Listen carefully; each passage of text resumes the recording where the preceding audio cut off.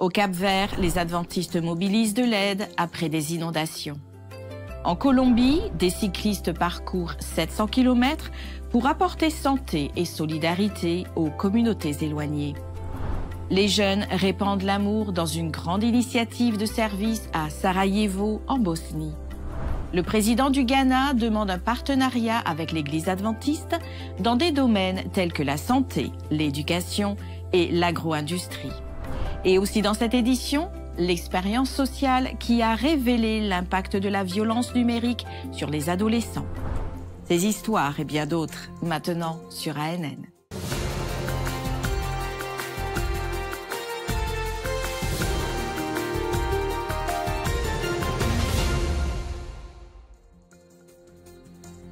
Bienvenue sur ANN. Notre première histoire se passe en Colombie, où le cyclisme a cessé d'être un simple sport pour devenir une mission. Dans toute la région, les cyclistes partagent l'espoir avec ceux qu'ils rencontrent. Dans le sud de la Colombie, des cyclistes adventistes ont parcouru plus de 300 km entre Cundinamarca et Boyacá. Un terrain difficile, des routes verglacées et des montées abruptes ont marqué l'initiative de cyclisme appelée l'Espoir sur roue. L'organisateur de l'événement et directeur de la santé de l'Union colombienne du Sud des Adventistes du 7e jour, Leonel Preciado, a déclaré que le cyclisme ouvrait de nouvelles portes dans les communautés locales et montrait que le sport et la solidarité peuvent changer des vies. Dans chaque ville, les résidents ont été accueillis par les cyclistes qui ont également partagé de la littérature évangélique avec ceux qu'ils ont rencontrés. Plus de 2000 brochures ont été distribuées. Nous venons de monter à bord d'un bateau de croisière, une étape très agréable et célèbre en Colombie. Il fait très froid dans cette lande gelée, mais nos sœurs de l'église d'Aquitiania nous ont accueillis avec un délicieux plat de pommes de terre et d'œufs. De quoi reprendre des forces, se réchauffer et continuer notre route, car il nous reste plusieurs kilomètres avant d'arriver à Sogamoso.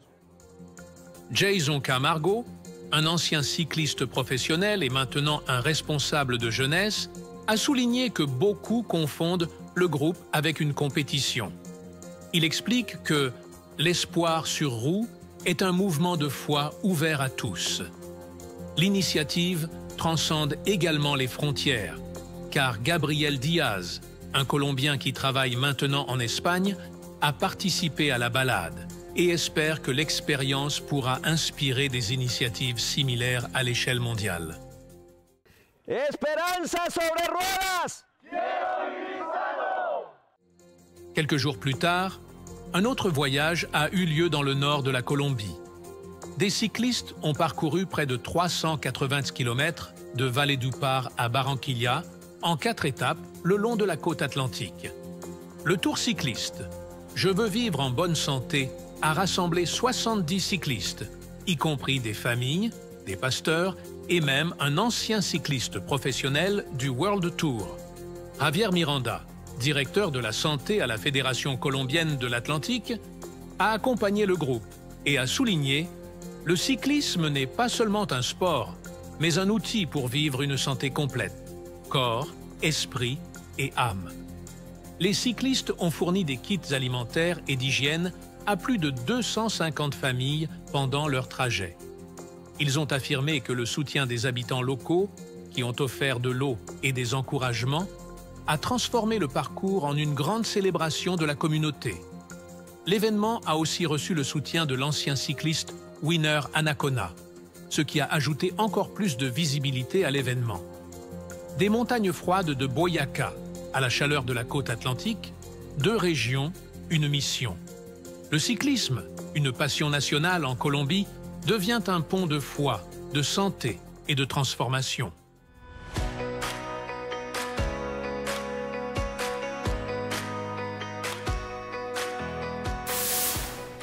Rendons-nous maintenant en Bosnie-Herzégovine, en Europe, où des jeunes de différents pays ont transformé la ville avec une initiative appelée l'invasion de l'amour.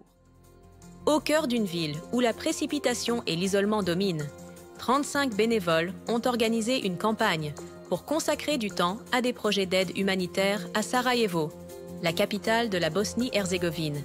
Ils ont servi dans des parcs et des maisons de retraite, en nettoyant, en peignant et en aidant. L'un des points forts du projet a été une foire de la santé, organisée par l'ONG adventiste ADRA, qui permettait d'offrir des examens gratuits et des conseils médicaux aux résidents locaux. Pour beaucoup, c'était la première occasion de recevoir ce type de soins, et aussi une chance de découvrir le HUB ADRA, un centre communautaire qui continuera à fournir des services à la ville tout au long de l'année. Le projet a suscité l'intérêt des médias locaux, bénéficiant d'une large couverture à la radio comme à la télévision. Le maire de Sarajevo a salué l'initiative et a rappelé aux résidents que la gentillesse ne connaît pas de frontières. Pour les jeunes, l'expérience a laissé des leçons de vie. Fatigués mais heureux, ils ont partagé que servir peut aussi être une aventure enrichissante.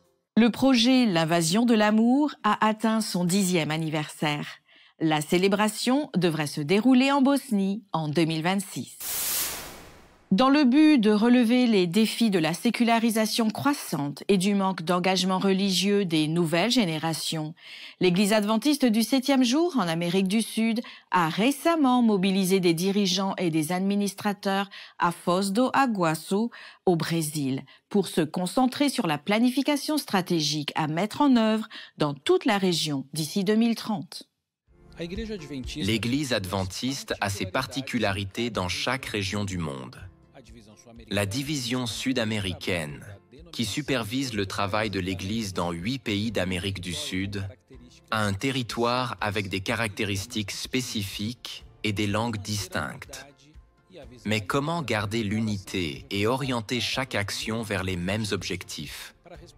Pour répondre à cette question, les administrateurs et les directeurs de département de ces 8 pays se sont réunis autour de la planification stratégique intégrée qui guidera le travail de l'Église jusqu'en 2030. Ceci est une planification intégrée, où la division, les unions, les fédérations et les églises locales participent à ce qui est stratégique, tactique et opérationnel. Alors nous nous unissons, gagnons en force, car de tous les côtés, nous mettons la main à la pâte et commençons à travailler pour accomplir notre mission. Notre rêve est de l'achever. Nous devons donc unir nos forces pour que cela se réalise par la puissance de l'Esprit Saint. Commencé l'année dernière, ce plan a été élaboré à partir de certaines préoccupations, telles que la sécularisation en croissance et le désintérêt religieux. Il est le fruit d'une enquête menée auprès de plus de 4000 pasteurs et a été élaboré dès le départ de manière collaborative avec tous les niveaux de l'organisation. Il a 4 priorités stratégiques: renforcer l'identité, développer les dirigeants, impliquer les nouvelles générations et former des disciples engagés. Le plan stratégique a été élaboré de manière collaborative avec la participation de toutes les instances de l'Église. Le mentorat fonctionnera de la même manière. Il commencera par la division sud-américaine qui encadrera tous les projets à mettre en œuvre par l'Église jusqu'à l'Église locale, qui est l'objet principal de cette planification stratégique, renforçant ainsi le rôle effectif des membres dans les actions de l'Église. Ce plan se concentre par exemple sur le disciple. Nous voulons nous concentrer sur les nouveaux membres dans la foi chrétienne. Nous voulons les prendre en charge, les intégrer aux petits groupes, renforcer leur foi, afin qu'ils poursuivent leur cheminement chrétien avec fermeté, en grandissant solidement et s'engageant dans la mission. C'est une initiative historique de l'Église adventiste pour les 8 pays de la division sud-américaine. C'est une étape importante pour l'unité nationale, mais surtout pour des actions intégrées qui contribuent à ce que plus de personnes connaissent Jésus et renforcent leur foi. 4 mots résument aujourd'hui les besoins réels de la division sud-américaine dans tout ce territoire. Et ces paroles sont renforcées ici. Chaque projet sera axé sur ces 4 besoins. Si nous sommes réels dans le renforcement de ces 4 mots, je crois que nous aurons une Église beaucoup plus saine, structurée et croissante pour l'honneur et la gloire de Dieu. Un point essentiel de cette réunion est que des initiatives spécifiques peuvent être proposées, mais elles doivent contribuer à l'une des 4 priorités stratégiques. Les objectifs devront être évalués périodiquement. Nous espérons que tous les membres pourront découvrir les premiers défis et les spécificités de leur église locale et mettre rapidement en œuvre ce plan afin d'atteindre efficacement les résultats que nous souhaitons. Le plan stratégique aligne la vision, les ressources et les personnes afin que tous ceux impliqués avec les mêmes objectifs contribuent à la croissance de l'Église. Il y a plus d'églises, de personnes impliquées. Ce sont des personnes qui ressentent l'appel du Seigneur à jouer leur rôle et à contribuer au retour de Jésus dans notre génération.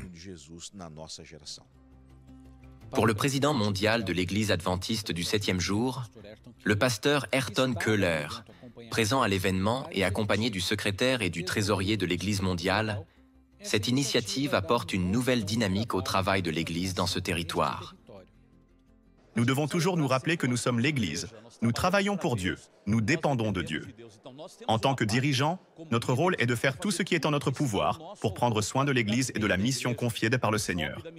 C'est pourquoi la planification stratégique est essentielle, car c'est notre responsabilité. Nous savons que la planification n'est rien d'autre que des documents, des présentations PowerPoint, de bons programmes. C'est le Saint-Esprit qui donnera le pouvoir et rendra possible, viable et réel un tel projet. Le président du Ghana a demandé un partenariat avec l'Église adventiste dans des domaines stratégiques pour le développement du pays. Lors d'une réunion à Accra, la capitale du Ghana, le président John Dramani Mahama a demandé que l'Église adventiste soit partenaire dans certains des domaines stratégiques du pays. Ceci incluant la santé, l'éducation, en particulier la formation technique et professionnelle, ainsi que l'agro-industrie. La délégation adventiste présente à la réunion a assuré son soutien. Le bras humanitaire de l'Église adventiste, ADRA, et le service de santé adventiste au Ghana collaboreront pour fournir ce soutien. L'Église adventiste au Ghana a maintenu un long partenariat avec le gouvernement dans les efforts pour réduire la pauvreté et améliorer l'avenir du pays.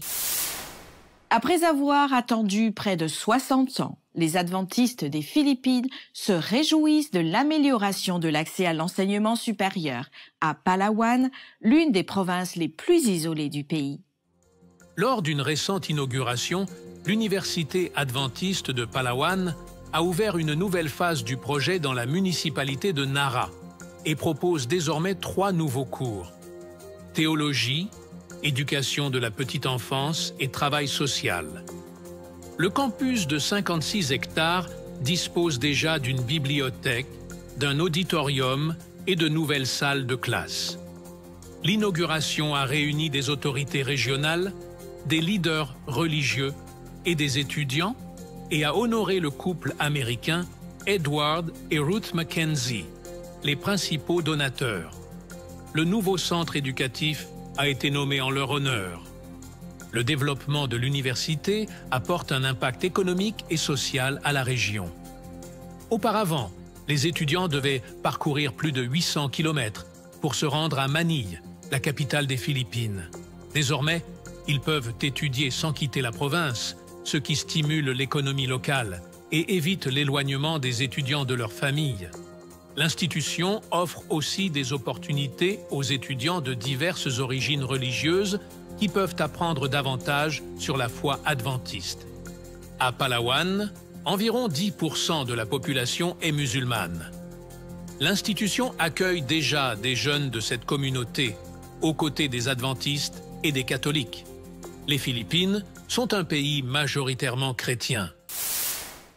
Des adolescents d'une école adventiste au Brésil ont participé à une expérience sociale qui a révélé l'impact de la violence numérique. L'activité a démontré comment des commentaires offensants sur les réseaux sociaux peuvent générer choc, indignation et même des larmes. L'initiative « Briser le silence » fait partie d'une campagne de sensibilisation menée par l'Église adventiste du 7e jour en Amérique du Sud. Le projet attire l'attention sur les risques du monde en ligne et la nécessité de lutter contre toutes les formes de violence. C'est quoi? Je dois le lire? J'ai trouvé ça un peu lourd, offensant. Je suis même en train de trembler.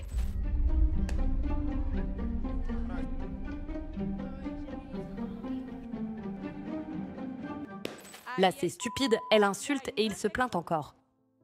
Je ne pense pas que j'aimerais recevoir ce commentaire. Je n'ai jamais vu quelqu'un d'aussi stupide. Je pense que bien souvent, dans cette situation, il manque un peu d'empathie.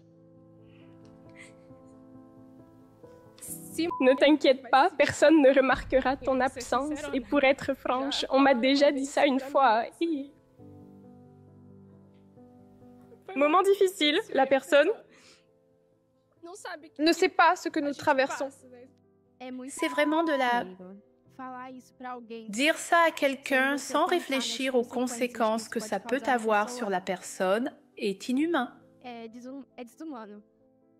Tu es ridicule et personne ne t'aime. La guillotine manque de nos jours. Le gros, tu te prends pour qui? C'est pourquoi ce genre de personne était envoyé au peloton d'exécution. Inutile. Elle se croit plus belle, mais personne ne la veut. Elle ne publie ses photos que parce qu'elle cherche à attirer l'attention. Pourquoi ne pas? Tu mérites dans la vie.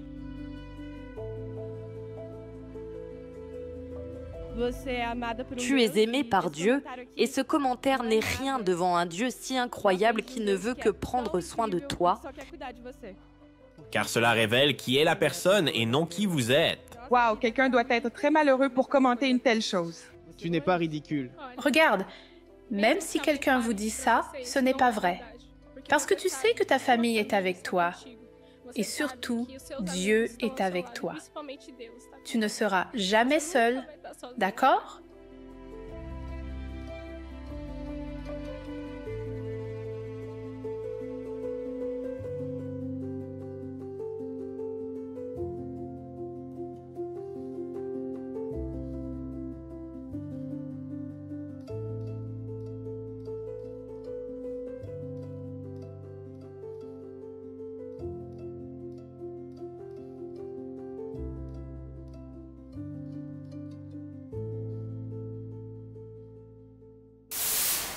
Depuis l'Amérique du Sud, nous nous rendons au cœur de l'Amérique centrale. Au Panama, l'Église adventiste du 7e jour a inauguré sa 7e station de radio. La station, appelée Hope Panama, a atteint la capitale du pays, la ville de Panama, et couvre 46% de la population nationale. Le lancement marque une avancée dans l'expansion de la communication sur l'ensemble du territoire panaméen. Depuis le développement de Hope Panama, plus de 2 millions de personnes ont désormais un accès direct à la programmation de la radio. Parmi elles se trouvent des résidents des zones urbaines, des communautés autochtones et des villages dans les montagnes. L'arrivée de la radio FM ne signifie pas seulement une augmentation de la portée. Elle représente un saut en qualité. Auparavant, le réseau s'appuyait sur le système AM qui faisait face à des interférences dans les zones densément peuplées.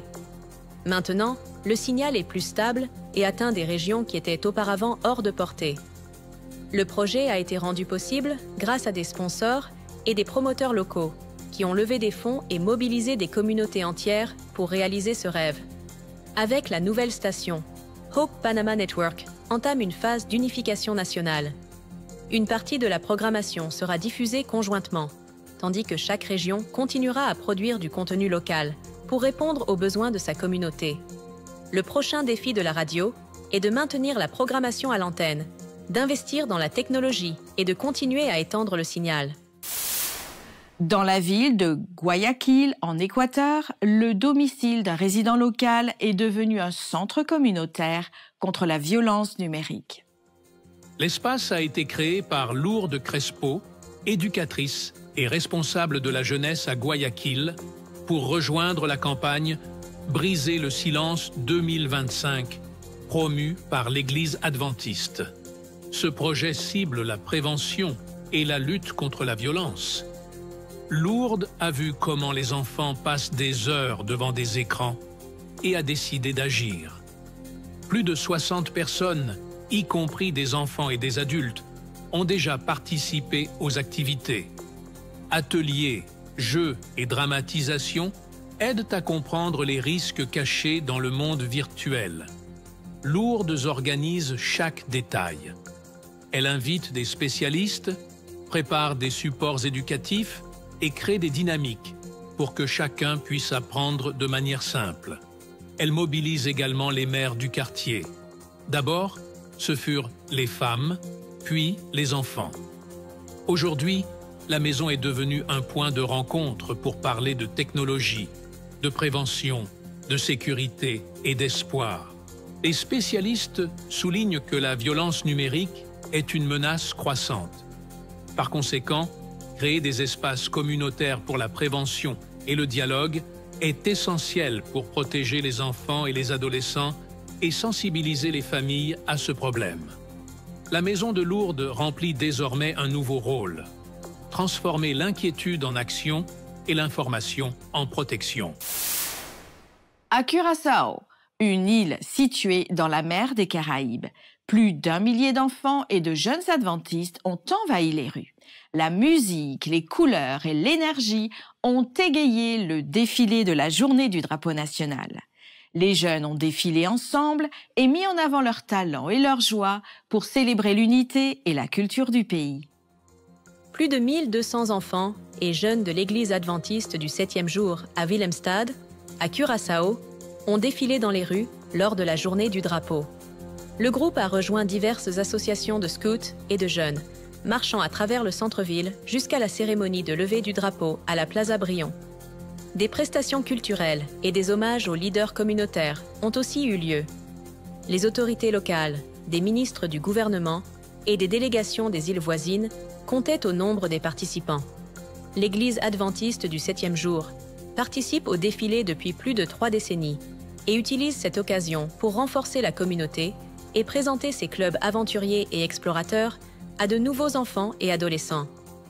Le défilé renforce l'unité parmi les jeunes, en promouvant l'amitié, le respect et la coopération entre différents groupes. Pour l'Église adventiste, la journée du drapeau va au-delà d'une célébration. C'est une occasion de témoignage et d'intégration communautaire. Au Cap-Vert, de fortes pluies et des inondations historiques ont frappé les îles de Saint-Vincent et de Saint-Antoine, causant des pertes et mobilisant les communautés. Une mission de soutien a rassemblé des dizaines de bénévoles pour apporter de l'aide aux personnes touchées. Au Cap-Vert, la solidarité a pris forme sur l'île de Saint-Vincent, alors que 30 bénévoles de diverses îles se sont réunis dans une opération humanitaire de 15 jours. Ils ont aidé à nettoyer, reconstruire et soutenir environ 70 personnes touchées par les récentes inondations. L'initiative a été réalisée en partenariat avec les autorités locales, tandis qu'ADRA a organisé une campagne de dons pour élargir l'assistance. L'action a apporté un soulagement aux communautés touchées par l'une des tempêtes les plus fortes de ces dernières années. En Tanzanie, Rémi, une jeune femme de la tribu Maasai, a toujours aimé chanter. Elle vivait seule, dans une ville éloignée de sa communauté, et a découvert une station de radio locale diffusant des chansons et des messages qui ont marqué le début d'une nouvelle phase de sa vie. Écoutons son histoire passionnante. La musique a une manière unique de servir l'âme. Elle élève les cœurs et attire les gens à notre Sauveur. Rencontrez Rémi, une jeune femme ayant une passion pour le chant dès son enfance. Elle est membre de la chorale de son église et elle loue Dieu de l'avoir miraculeusement dirigée.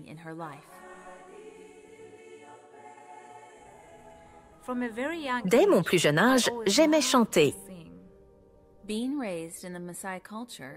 Dans la culture Maasai, il n'est pas habituel que les femmes reçoivent une éducation. La plupart ne savent ni lire ni écrire, c'est pourquoi la radio est si importante dans ces régions reculées. Mais par la grâce de Dieu, j'ai été choisie pour étudier dans une école privée. Elle étudia assidûment et obtint son diplôme. Le gouvernement l'a choisie pour enseigner dans un lycée voisin. C'est là que son voyage pour connaître le Christ a commencé.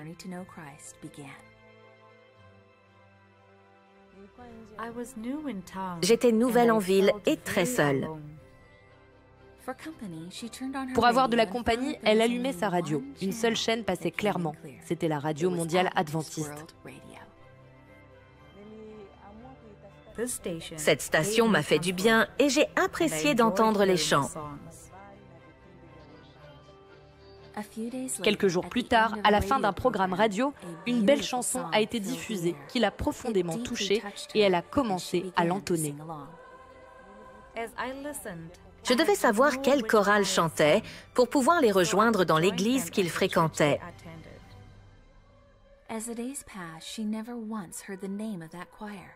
Alors que les jours passaient, elle n'entendit jamais une seule fois le nom de cette chorale, mais appréciait toujours leur musique. À cette époque, elle déménagea dans une autre province, à plusieurs kilomètres de là. Quelques jours après son arrivée, alors qu'elle cherchait un endroit où vivre, elle rencontra un jeune homme. Je lui ai demandé s'il pouvait m'aider et il a dit qu'il serait disponible ce même jour. Il avait des projets pour le soir, mais serait heureux de m'aider. Comme il venait de terminer son travail, il devait rentrer chez lui pour déposer ses outils. En arrivant chez lui, il lui a mis un DVD pendant qu'il rangeait ses affaires. Ce qui s'est passé ensuite l'a surprise.